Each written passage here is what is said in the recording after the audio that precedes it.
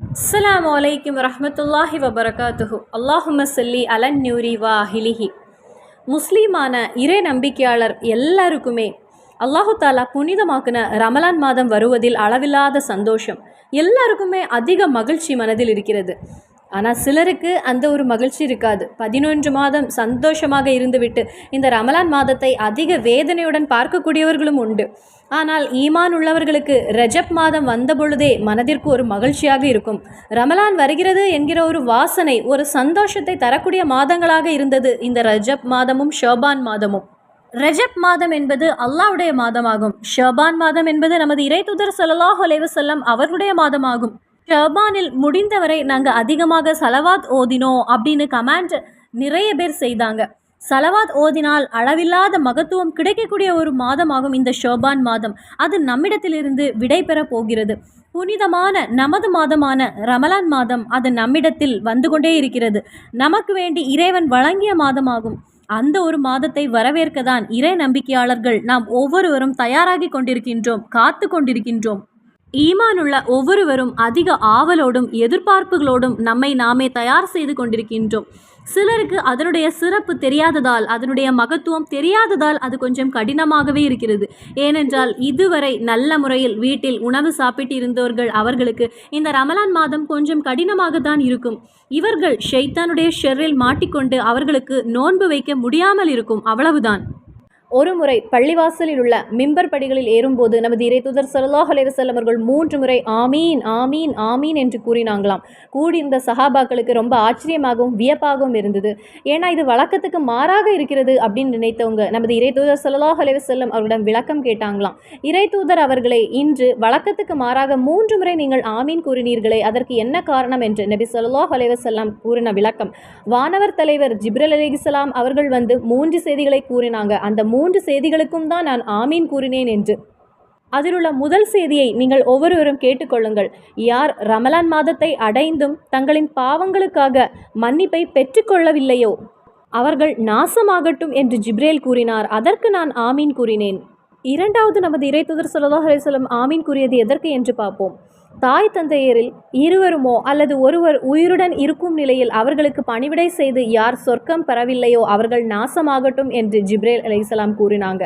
நான் ஆமீன் என்றேன். மூன்றாவது செய்தி எதற்கு என்றால், உங்கள் பெயர், இறைத்தூதரின் பெயர் ஸல்லல்லாஹு அலைஹி வஸல்லம் உச்சரிக்கும் போது யார் சலவாத்தின் பிரார்த்தனையும் வாழ்த்தும் கூறவில்லையோ அவர்கள் நாசமாகட்டும் என்று ஜிப்ரேல் கூறினார். நான் அதற்கு ஆமீன் கூறினேன் என்று. சபிப்பது அல்லது நாசமாய் போகட்டும் அப்படின்னு சொல்வது நமது ரசூல் ஸல்லல்லாஹு அலைஹி வஸல்லம் அவங்களுடைய வழக்கம் கிடையாது. தம்முடைய கடும் பகைவர்களே கூட மன்னித்து வாழ்த்தக்கூடியவங்க தான் நமது இறைத்தூதர் ஸல்லல்லாஹு அலைஹி வஸல்லம். ஆகவே அவர் இந்த சபித்தங்களுக்கு ஆமீன் கூறியிருக்கிறாங்கன்னா அதற்கு காரணம் அவற்றின் முக்கியத்துவத்தை மக்கள் புரிந்து கொள்ள வேண்டும், நாம் உம்மத்துகள் புரிந்து கொள்ள வேண்டும் என்பதற்காகவே தான். நமது இறைத்தூதர் ஸல்லல்லாஹு அலைஹி வஸல்லம் முதல் ஆமீன் சொன்ன போதே நாம் அதிகமாக வருத்தப்பட வேண்டிய நிலைதான். ஏனென்றால் நிறைய பேர் இருக்கிறாங்க நோன்பிருக்காமல் இந்த ரமலானில் தண்டனை கிடைக்க வேண்டி காத்திருக்கக்கூடியவர்கள் உண்டு. தண்டனை என்பது இறைவனுடைய கருணை கிடைக்காது என்பதாகும். இறைவனுடைய அந்த பொக்கிஷமான கருணை என்பது கிடைக்கவில்லை என்றால் நமது வாழ்க்கையில் என்ன அர்த்தம் இருக்கிறது? இந்த துனியாவிலும் நாம் செல்ல இருக்கிற அந்த ஆகிரத்திலும் நமக்கு சந்தோஷம் வேண்டுமென்றால் அல்லாஹு தாலாவின் ஒரு கருணை என்பது நமக்கு வேண்டும். அப்போது இந்த 3 செய்திகளையும் ஜிப்ரீல் அலைஹிஸ்ஸலாம் உணர்த்தி பிரார்த்தனை செய்த போது அந்த இடத்தில் நான் ஆமீன் கூறினேன் என்று நமது ரசூல் ஸல்லல்லாஹு அலைஹி வஸல்லம் கூறினாங்க. இந்த 3 விஷயங்களை நீங்கள் கேட்கும் போதே ரமலான் மாதத்தின் மகத்துவம், சிறப்பு, நன்மை எவ்வளவுன்னு நமக்கு புரிய முடியும். நமக்கு என்ன ஆசை இருந்தாலும் இறைவனிடத்தில் கேட்டால் சீக்கிரம் பதில் கிடைக்கக்கூடிய ஒரு மாதமாகும். நாம் நோன்பு வைக்க வேண்டிய நல்ல ஒரு மாதமாகும். அல்லாஹ்வுக்கு பிடித்த விஷயங்களை செய்ய வேண்டிய மாதமாகும். அல்லாஹ் நமக்கு கட்டளையிட்ட காரியங்களை செய்ய வேண்டிய ஃபரலான காரியங்களை நாம் செய்ய வேண்டிய மாதமாகும். அல்லாஹ் வெறுக்கக்கூடிய விஷயத்திலிருந்து நம்மை நாமே அகற்றி விலகி நிற்க வேண்டிய ஒரு மாதமாகும். இறைவனிடத்தில் நாம் நெருங்க வேண்டிய நல்ல ஒரு வாய்ப்பாகும்.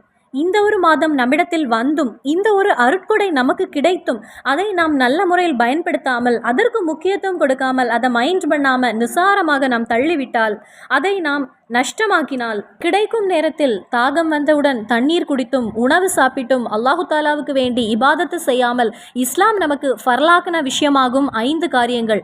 அந்த இஸ்லாத்தில் 5 விஷயங்களில் அதில் ஃபர்லான ஒன்றுதான் ரமலானில் நோன்பு வைப்பது.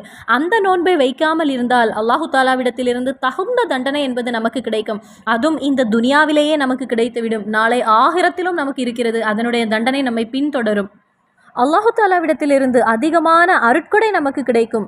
அதிகமான பரக்கத் என்பது நமக்கு கிடைக்கும். அதிக ரஹமத்தும் ராகத்தும் நமக்கு கிடைக்கும். அது எல்லாம் இந்த ரமலான் மாதத்தில் நோன்பு வைப்பது மூலமாக, அதிக இபாதத்துகள் நாம் செய்வது மூலமாக, இறைவனை நெருங்குவதன் மூலமாக நமக்கு அதெல்லாம் கிடைக்கக்கூடிய நல்ல ஒரு வாய்ப்பாகும். அந்த ஒரு வகையில் எந்த ஒரு அடியானாவது ரமலான் மாதை அடைந்து பிறை பார்த்து விட்டாச்சு அல்லது பிறை தெரிந்தது என்று சோஷியல் மீடியா வழியாக தெரிந்தாலும் அல்லது வாட்ஸ்அப் வழியாக தெரிந்தாலும் அல்லது நீங்களே பிறையை பார்த்தவுடன் அந்த இடத்திலே வைத்து நீங்கள் பிறை பார்த்தாச்சு என்று செய்தி வந்தாலும் சரி, நீங்கள் ஓதிக்கொள்ளுங்கள். அல்லாஹு அக்பர், அல்லாஹும் மஹிலஹு அலைனா பில் அம்பி வல் ஈமானி வஸ் சலாமத்தி வல் இஸ்லாமி வ தௌஃபீகி லிமா துஇபு வதரல்லா ரப்புனா வ ரப்புகல்லா. இந்த ஒரு திக்ரை ரமலான் மாதத்தில் பிறை பார்த்தவுடன் அல்லது பிறை பார்த்த செய்தி கேட்டவுடன் நீங்கள் ஓதினால் உங்களுக்கு இந்த ஒரு மாதத்தில் எல்லா நன்மையும் பரக்கத்தும் ரஹமத்தும் உங்களிடத்தில் தேடி வரும். எல்லாவித அருட்கொடையும் உங்களிடத்தில் வரும். இந்த மாதம் உங்களுக்கு ஹயராக இருக்கும். ரமலான் மாதத்தின் பிறை தெரிந்தவுடன் இந்த ஒரு திக்ரை ஓதிவிட்டு ஒவ்வொரு அடியானும் நான் அல்லாஹு தாலாவுக்கு வேண்டி கிபிலாவை முன்னோக்கி 2 ரக்காத் சுன்னத்து தொழுகை தொழுகிறேன் என்று நெய்யத்து வைத்து 2 ரக்காத் சுன்னத்து தொழுகையை தொழுது கொள்ளுங்கள். தொழுது சலாம் கொடுத்துவிட்டு நீங்கள் சூரத்துல் ஃபத்தஹை ஓதிக்கொள்ளுங்கள். வெற்றிக்கான சூரா ஆன சூரத்துல் ஃபத்தஹை குரானை பார்த்து ஓத முயற்சி செய்து கொள்ளுங்கள். இந்த சூரத்துல் ஃபத்தஹை 48வது சூரத்துல் ஃபத்தஹ் அந்த ஒரு சூறாவை 2 ரக்காத் சுன்னத்து தொழுகையை தொழுதுவிட்டு அதே இடத்திலிருந்து 3 தடவை நீங்கள் ஓதி அல்லாஹு தாலாவிடத்தில் ஆத்மார்த்தமாக உங்கள் தேவைகளை கேட்டு துவா செய்யுங்கள். ரமலான் மாதத்தின் அந்த முதல் இரவிலேயே நரகத்தின் எல்லா வாசல்களும் பூட்டப்படும். சொர்க்கத்தின் ஒவ்வொரு கதவுகளும் திறக்கப்படும். துவாவுக்கு ஹிஜாபத்து கிடைக்க தொடங்கும். எந்த ஒரு அடியானும் இறைவனை நம்பி ஈமானுடன் அந்த ஒரு ரமலானுடைய அந்த ஒரு முதல் இரவில் எந்த ஒரு துவா அல்லாஹு தாலாவிடத்தில் கேட்டாலும் அதற்கு வல்லமை மிகுந்த இறைவன் ரப்பு பதில் தருவான். ஹிஜாபத்து வேகத்தில் நமக்கு கிடைக்கும். எந்த ஒரு அடியானுடைய துவாவுக்கும் பதில் கிடைக்காமல் இருந்த ஒவ்வொரு அடியானுடைய துவாவுக்கும் இந்த ஒரு மாதம் முழுவதுமாக உங்களுக்கு பதில் கிடைக்கும். சொர்க்கத்தின் எல்லா கதவுகளும் திறக்கப்படும். அல்லாஹு தாலாவின் எல்லா அருட்கொடைகளும் திறந்து கிடைக்கக்கூடிய ஒரு மாதமாகும். முன்னாடி இருந்த காலத்தில் ரமலான் வருவதற்கு முன்னதாக அதிகமாக உணவு கிடைக்காமல் மக்கள் இருந்தாங்க. அந்த ஒரு மாதமும் அருட்கொடைகளின் மாதம்னால அளவில்லாத மகிழ்ச்சியாக இருக்கும். ஏனென்றால் அந்த மாதத்தில் அவர்களுக்கு அதிகமான உணவுகள் கிடைக்கும். அந்த ஒரு சஹருடைய நேரத்திலும் அவர்களுக்கு உணவு எங்கிருந்தாவது வந்துவிடும். ரமலான் நோன்பு திறக்கக்கூடிய நேரத்திலும் உணவு என்பது தாராளமாக கிடைக்கும். ஆனால் இப்போ உள்ள காலத்தில் அப்படி இல்லை. அல்ஹம்துலில்லாஹ், நமக்கு உணவுக்கு பெரும்பாலும் எந்த ஒரு கஷ்டமும் இல்லாமல் தான் நாம் இருக்கிறோம். முன்னாடி இருந்த காலத்தில் அந்த ரமலான் வந்தவுடன் உணவு என்பது தாராளமாக கிடைக்கும் அந்த மக்களுக்கு. அதுவரை பட்டினியாக இருந்தவர்கள் கூட அந்த ஒரு மாதத்தில் வயறார சாப்பிட்டு மகிழ்ச்சியோடு அந்த தினத்தில் அவங்க இருந்தாங்க. அதான் ரமலான் மாதம் என்பது.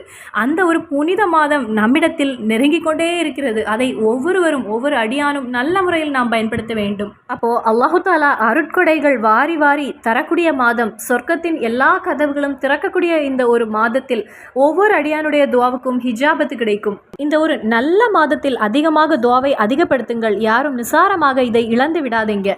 மறுபடியும் சந்திப்போம் வேறொரு வீடியோவில். அஸ்ஸலாமு அலைக்கும் வரஹ்மத்துல்லாஹி வபரகாத்துஹு.